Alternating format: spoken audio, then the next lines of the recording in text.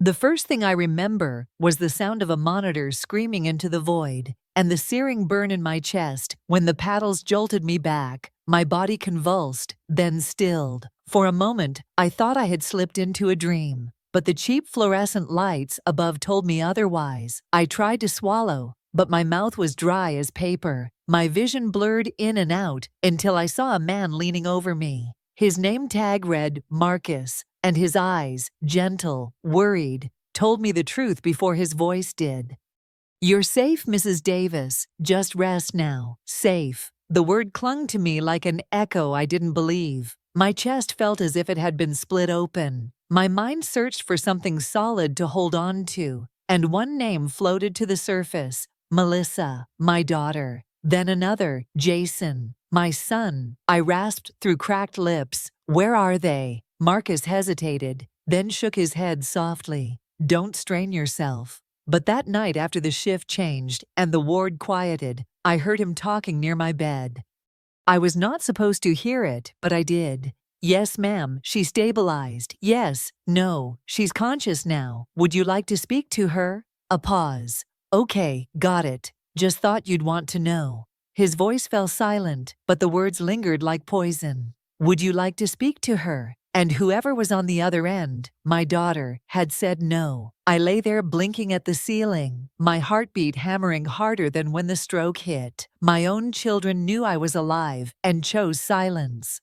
The next morning, when a nurse tidied the table by my bed, I saw it. A folded piece of lined paper, left casually under my water cup. My hand trembled as I pulled it closer. "Gone for 10 days. Hope you are better when we return. M&J." That was it. No flowers, no phone numbers, no promise to come back, just a note like you'd leave on a fridge before heading to the beach. Tears didn't come. Not then. Instead, a numbness settled over me, thicker than any morphine drip. I realized in that instant that the people I had carried through the storms of their childhoods had boarded a plane to sunshine while I clung to life by a thread. The ICU hummed with machines, but to me, it was only silence. Silence louder than any betrayal I could imagine. And I knew if I survived this, it would change everything. 9 days later, when they finally wheeled me out of the ICU with a discharge packet and a paper bag of medications, the only one waiting to sign me out was a hospital volunteer. Not Melissa, not Jason, just a stranger who smiled politely and asked if I wanted help into the transport van. The ride back to San Antonio was quiet, the driver fiddling with the radio while I stared at the window, bracing myself to feel at home again. But when the van stopped in front of my house, something in my gut clenched. The curtains were different. The front porch chairs were gone. I reached for the ceramic frog planter by the steps, the one that always held a spare key. Empty. After 15 minutes of fumbling and knocking, the door opened. It was not Melissa. It was not Jason. It was Ryan, my daughter's husband, holding a Starbucks cup like he had been caught trespassing. "Oh, Mrs. Davis. You're home sooner than we thought," he stammered. His eyes darted past me, searching for an escape. I walked past him, each step heavier than the last. The living room didn't look like mine anymore. Furniture had been rearranged, the walls half-painted a color I would never choose. My wedding photos, once proudly displayed, were shoved into a cardboard box near the corner. On the dining table lay a glossy flyer. I picked it up, my hands trembling. "Charming Southern home. Ideal for young families." It was my house, my home of 27 years, listed for sale. I sank into a chair, my legs refusing to hold me. My eyes shifted to a manila folder spread open on the counter. Inside were copies of legal documents, power of attorney, my signature scrawled across the bottom. The date, 3 years earlier, when I'd been recovering from hip surgery. Melissa had insisted it was just insurance paperwork, something harmless to sign, while I drifted in and out of anesthesia. And now here it was, resurrected as a weapon. I grabbed the nearest lifeline, an old iPad Jason used to leave on the pantry shelf. By some miracle, it still worked. The screen lit up, and his messages spilled into view, careless and cold. "Melissa, Once mom's house sells, we'll finally have breathing room. Jason. Yeah. Assisted living is lined up. No more boundaries. About time. Breathing room. From what? From me? The woman who worked double shifts after their father died so they could finish school? The one who loaned them money when Ryan's business collapsed? My chest ached, not from the stroke, but from the crushing realization. This was not a mistake. This was not bad timing. They were preparing to erase me. I didn't sleep that night. I sat at the kitchen table, under the dim glow of a single bulb, staring at the flyer like it was a death notice. My house, my life, had already been stripped down to a line of marketing copy. Charming southern home, ideal for young families. A phrase that erased me completely. By dawn, I had decided I wasn't going to scream or beg. I was going to fight. I remembered a name, Daniel Ruiz. Years ago, he had been one of my English students, a shy boy who loved poetry. Now he was a lawyer with his own small firm on the west side of San Antonio. I called his office, and when he answered, I said, "Daniel, this is Eleanor Davis. Do you remember me?" He hesitated, then said warmly, "Mrs. Davis? Of course. You taught me to write. What's wrong?" I told him everything. My voice shook as I described the power of attorney, the sale flyer, the messages I wasn't supposed to see. He listened quietly, no interruptions, no disbelief. When I finished, he said, "You're not the first, but we can stop this. Meet me today." His office was modest, just a second-floor suite above a taqueria. But the moment he flipped through the documents I brought, his calm smile sharpened. "They overreached," he said. "This version of the POA doesn't authorize real estate transfers. They can't sell your home, not legally." Relief flooded me so fast it made me dizzy. For the first time in weeks, I felt the ground under my feet again. Daniel filed a petition that same afternoon to rescind the power of attorney and reinstate my full autonomy. He promised to fast-track it. "If we move now, you can flip this on them before they even know what happened." That evening I walked through the empty rooms of my house, one last time. The indent in the carpet where the old couch used to be. The faint outline of a Christmas tree stands still pressed into the floorboards. Shadows of a life that no longer belonged here.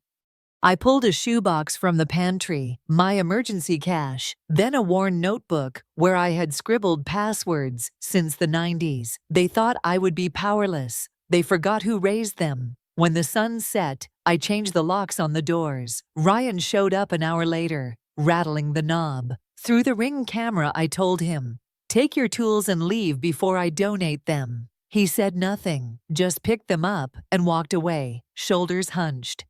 In that silence, I realized something sharper than betrayal. I wasn't just their mother anymore. I was their mark. Daniel worked quickly. Within 3 days, the court had rescinded the power of attorney and restored my full control. By then, I already knew what I had to do. Staying in that house meant waiting to be cornered again, waiting for them to find another way to push me out. No, I would leave first, and this time they would never see me coming. I relisted the house under my own name, cash buyer only. A young couple appeared, almost instantly, with no contingencies. 11 days later, the sale closed. I stood in the empty living room on a folding chair, eating a peanut butter sandwich off a paper plate, and whispered to the walls, "This is the last time." The next morning, I went to the bank.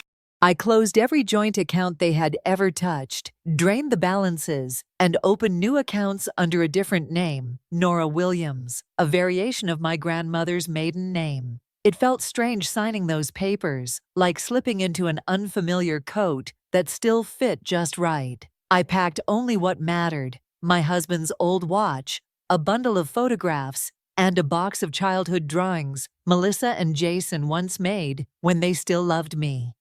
The rest, furniture, dishes, curtains, was junk now, scraps of a life that had been stolen from me long before I left. Before I walked out, I wrote 2 short notes, one for each child. No accusations, no pleas, just 10 words. "Thank you for teaching me who you really are." I left them on the kitchen counter, next to the realtor's business card. At sunrise, I slipped my belongings into the trunk of my dusty Corolla. No one pays attention to a silver car with peeling paint. And that was exactly the point. I drove north without GPS, without a plan, the highway opening like a vein before me. By dusk, I crossed into Arkansas and pulled into a town so small it barely warranted a name on the map. The sign read, "Welcome to Fairhaven, a place to rest." I took it as permission. I paid cash for a trailer behind a hardware store. The landlord, a wiry man named Jim, asked only 2 questions. "Do you smoke?" and "Cash or check?" I told him no and cash. That was enough. That night, lying on a thin mattress with my boxes stacked like barricades, I listened to the crickets outside and waited for the fear to come. Instead, I felt something I hadn't in years. Relief. For the first time since my heart had stopped, I could breathe without wondering who was waiting to bury me. In Fairhaven, I became someone new. Nora Williams, retired librarian from Roanoke, Virginia, widowed, childless, looking for peace. It was a story simple enough to remember, and no one in a town of 6,000 people bothered to question it. People assume you are hiding from something when you show up alone, but in a small place like that, they respect the silence. I started volunteering twice a week at the library, shelving books and repairing bindings. The smell of paper and dust felt like home in a way my own house never had. Soon the staff began to smile when they saw me, and children wandered over because I remembered their names. That was how I met Claire. She worked nights at the diner across from the library, a single mother with tired eyes and a quick laugh. Her son Ethan, only 8, trailed behind her after school, clutching dog-eared comic books. The first time he called me Grandma Nora, my throat tightened, but I didn't correct him. Days slipped into a rhythm. Mornings at the library, afternoons helping Ethan with his homework, evenings sharing coffee with Claire. When she got off her shift, I began keeping a small notebook under my pillow, writing down every detail of my new identity, so I would never forget the lies. No children, no San Antonio, no Melissa, no Jason, just Nora. And for a time, it worked. My lungs filled easier. My chest no longer felt like a cracked shell. The laughter of a boy who wanted nothing from me but attention was enough to stitch me back together. Then, one evening in July, everything shifted. It was Ethan's 9th birthday. Claire rented the back room of the VFW hall, stringing paper streamers and setting out mismatched cupcakes. I sat beside him while he opened gifts, clapping when he tore through wrapping paper, smiling when he leaned against me for a hug. Someone handed me a party hat, and I put it on without thinking. One of the other moms, blonde and eager with her phone, filmed the whole thing. 30 seconds of Ethan unwrapping a toy car while I helped him read the card. She uploaded it to her Instagram, just another cheerful clip of a child's birthday. 3 days later, Claire burst into the library, phone in hand, face pale. "Nora," she whispered, "you need to see this." The video had been reposted on a parenting blog, then cross-shared to TikTok. Someone matched my face to old news clippings from San Antonio. The caption read, "Found her. Grandma Ghost is alive in Fairhaven. She changed her name. She's building a new family." My stomach dropped. In seconds, the quiet life I had built cracked wide open. By morning, the video had passed 1 million views. Comments poured in, some praising me as a legend, others accusing me of cruelty. She abandoned her family. No, they abandoned her first. My face was everywhere again, plastered across forums, podcasts, TikTok duets. I sat at the kitchen table in my trailer, notebook open, writing and rewriting my cover story, as if that would keep it safe. Nora Williams, retired librarian, widowed, no children. The lies suddenly felt paper thin. Claire tried to reassure me. "People online forget in a week. It will blow over." But I had lived long enough to know better. If the world saw me, then so did Melissa. 2 days later, I saw it. A silver Toyota with Texas plates creeping past the library parking lot. It circled twice, then slid into a space too carefully, like a shark testing shallow water. My chest tightened. The driver's door opened. Melissa stepped out, jeans, cardigan, paper coffee cup in her hand. She looked older, smaller, as if shame had eaten away the shine she once wore so proudly. She stood near the entrance, scanning the sidewalk until her eyes found me. I froze behind the stacks, watching her through the glass door. 5 minutes passed before I stepped outside. My hands shook, but I kept my shoulders straight. She stared, lips parting, as if confirming I was real. Then her voice cracked on one word, "Mom." For a moment, an old reflex stirred in me, the urge to comfort, to soften, but it vanished as quickly as it came. "Please don't walk away," she whispered. I looked her dead in the eye. "I already held my funeral. You just weren't there." The words struck harder than a slap. Melissa flinched, gripping her coffee like it might anchor her. "We didn't know," she said. "We thought you were fine. We thought—" I laughed, loud, bitter, ugly. "You left me alone in a hospital bed. You tried to sell my house while I was still breathing. Don't you dare say you didn't know." Tears slid down her face, silent and raw. She looked nothing like the daughter I raised, more like a stranger in my child's skin. "I was scared," she murmured. "Scared to watch you get weak. I made mistakes. You made choices. I corrected. And now I'm making mine." She stepped closer, hand half raised, as if reaching for me. I didn't move. "I'm not coming back, Melissa. I found a new life, one